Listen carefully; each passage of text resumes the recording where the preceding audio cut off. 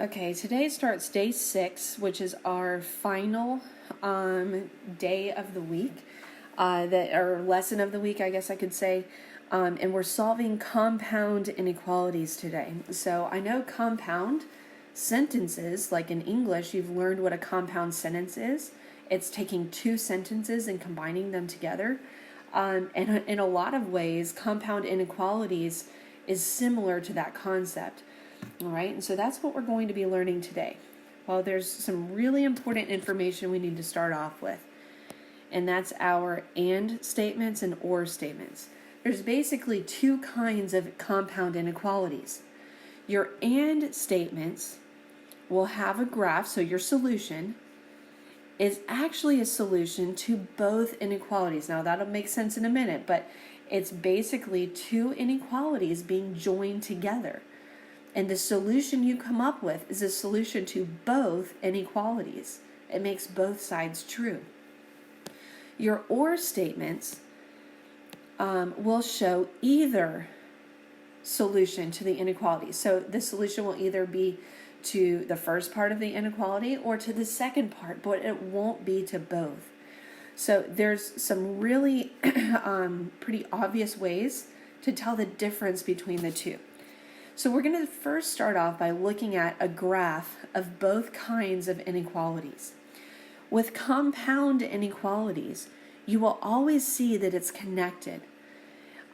You'll see a dot, whether it's open or closed, on both ends, and then a line in the middle here, a line in the middle connecting them, showing that this space in between all of these numbers would be solutions to the compound inequality. So it's always connected that way. All right. Then we see a graph over here on the right. And with or statements, our graph is always split. It will be split. And basically what I'm saying on this graph is all these solutions could be a solution to one side. These solutions could be a solution to the other side, but everything in between can never be a solution. So that's what I'm showing on the graph. All right, so I know that this is a really new concept, but I just want you to kind of take a step back and see that and statements are connected and or statements are split in opposite directions. Okay, so let's look at the solutions. X, or all possible solutions, represent all of these values in between. Okay, so that's just what X stands for. X is greater than this endpoint, -8. Mommy. And now all these solutions are less than or equal to, that's why there's a closed dot here, 4. You see, what we call these values, these are our boundary values, okay? These values show you where the solutions cut off and where they stop, all right? And the X in the middle shows us all the numbers, all right? So let's think about it. What is a number that's greater than -8, but also less than 4? Okay, so give me a number that's greater than -8, but also less than or equal to 4. Right? The easiest one I can think of is 0, right? Is 0 greater than -8 and less than 4? Yes. And what we see in the number line is that it's part of this solution. So that's what we're showing on our number line. All right, so this would be the inequality represented by the graph. You'll be asked to do this on your homework assignment tonight. So now we have an or statement. This or statement represents what cannot be a part of the solution. That word or actually belongs in the inequality. So now I'm going to write an inequality that's represented by this part of the graph. So we have X. Remember, X stands for all our solutions over here. How does it compare to 0? It is less than or equal to. Isn't that what it means when the arrow is going to the left? less than or equal to 0. That's what this part of the graph is showing me. All solutions will be less than or equal to 0. So what do you think this side would look like in an inequality? Now all my solutions need to be what? Greater than or equal to 2. So as long as it's one of those two, it has to be one or the other, then it's a solution. So let's take this 1 for example. 1 is not a solution to either. Is 1 less than or equal to 0? Is it less than 0? No. Is 1 greater than 2? No. So that's why you see that 1 is not a solution. It's not a part of the solution. Basically, every other number, though, would be. Okay? So that's what we're showing here when we're doing these graphs. All right, so we have and statements and we have or statements. So let's get into solving a couple of these. Solving compound inequalities with and. Okay, so with and, now the x is not by itself on any of these in the middle. My first goal is that I need x or whatever variable it is by itself in the middle.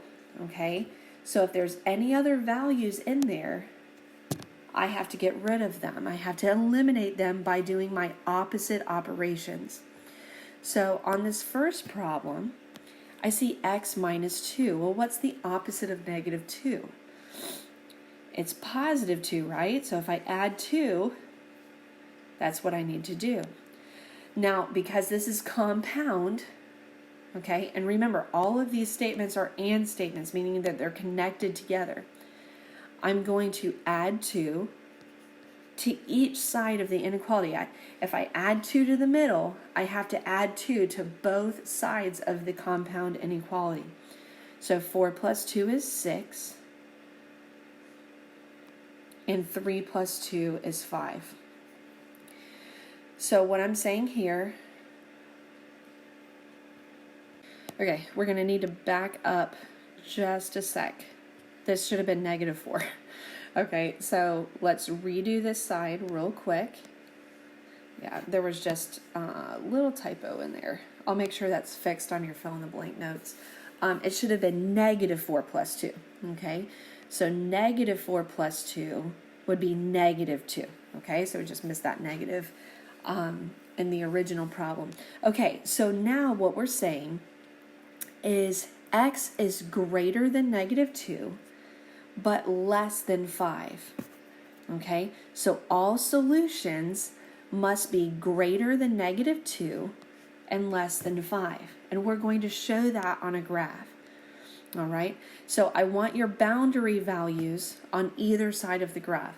And when you see this graph on your homework, you'll see these values on your number line. Okay, so negative 2 is down here and positive 5 is up here. And you're still going to have your options. In the lessons before, we always chose an option with an arrow on the end. But we also had some options at the beginning that looked like this. A closed dot with a line and a closed dot. An open dot with a line and a closed dot. We saw open dot to open dot and closed dot to open dot. So you're going to see these options when you're trying to graph on your homework, quiz, and test and big ideas. So what you need to decide is you need to look at these inequality symbols. All right, and decide, do open dots or closed dots belong on these values? Well, because both of them, neither one of them have the equal to, you know they're both open dot. Okay, so they're going to be open on both. So this would be the option you would select, and then you would come up here and you would click it on both values. And then it's a darker line in between, because we're showing that any number between -2 and +5 would make this inequality true. All right, so what we're going to do here in our notes is we're going to come up with a value. And it could be any value that fits in that range. So what's a number that's greater than 2 but less than 5? All right, hopefully you're thinking of one. It's probably going to be different than mine since there's several numbers to choose from.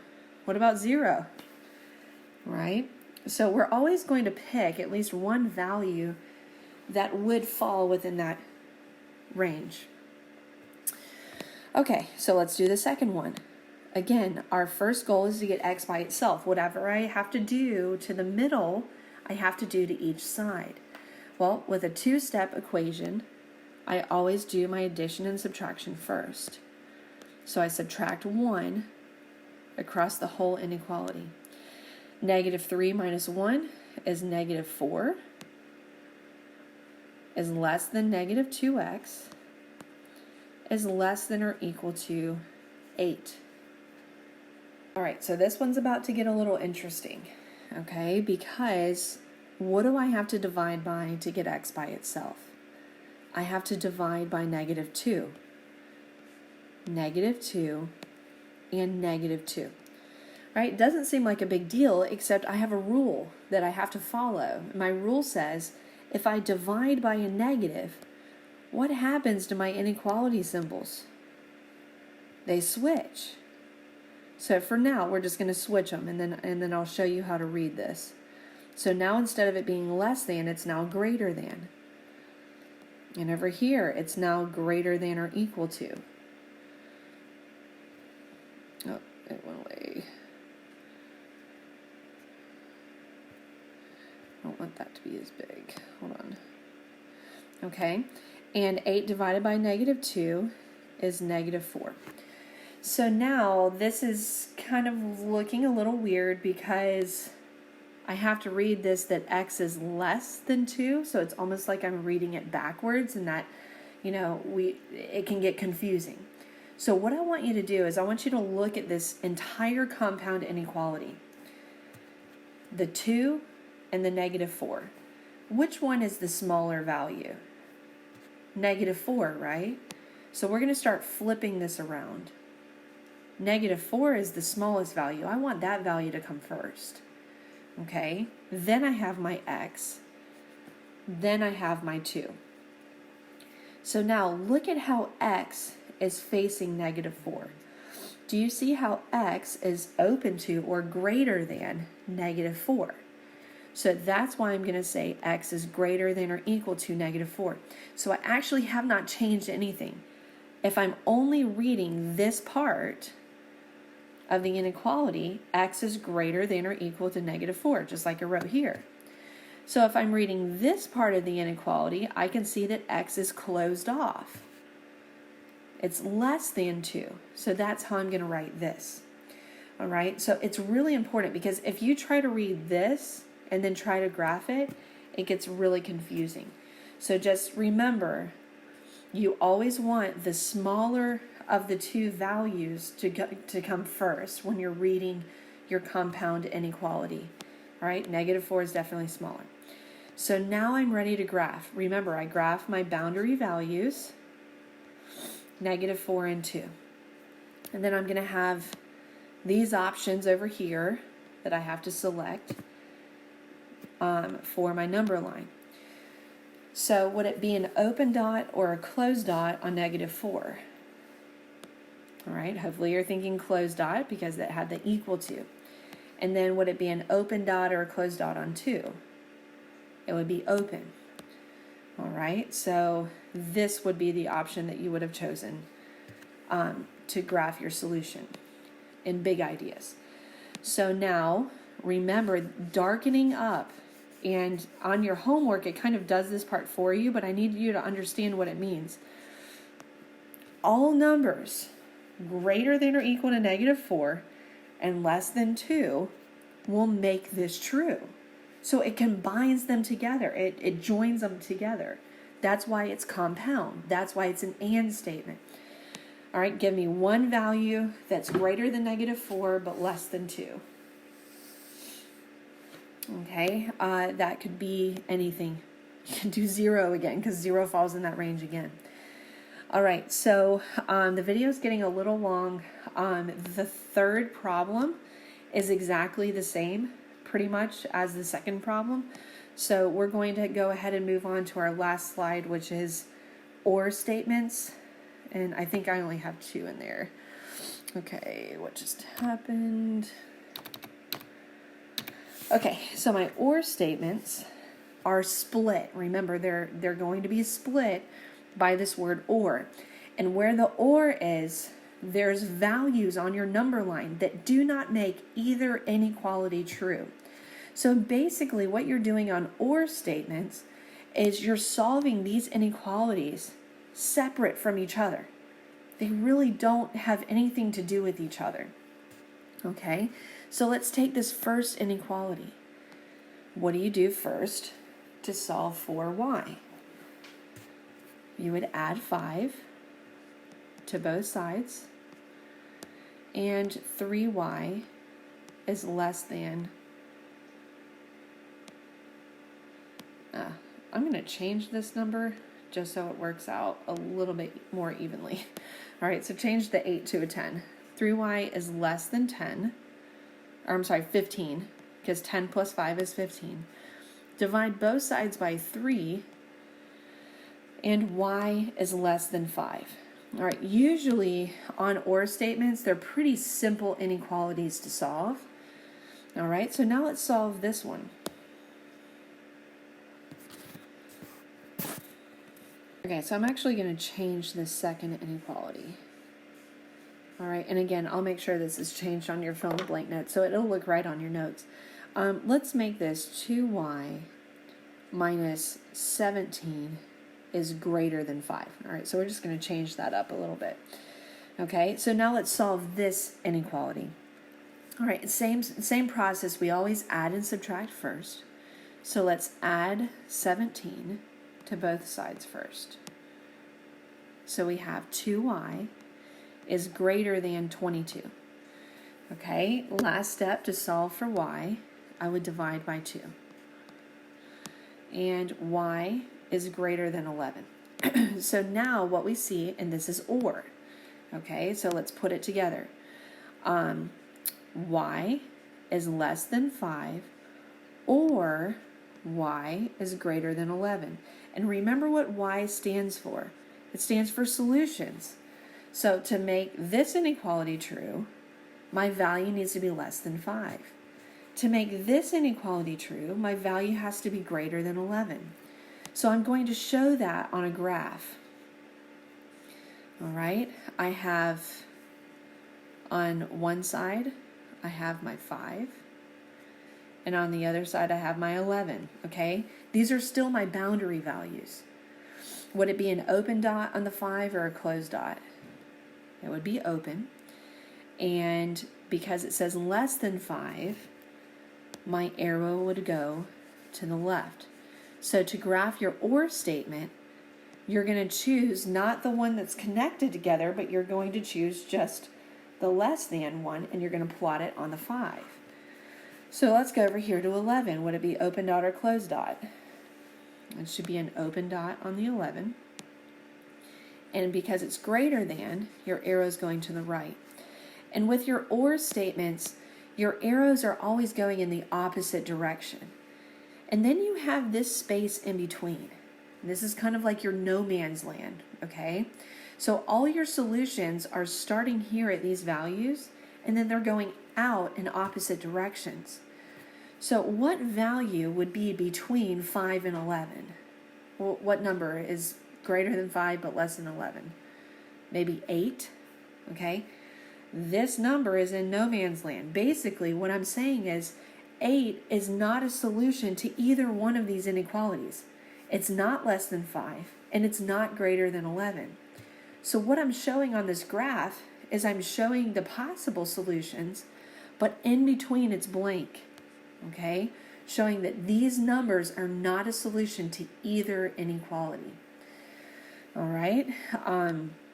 Okay, so I'm going to clear the screen so I can work the next problem.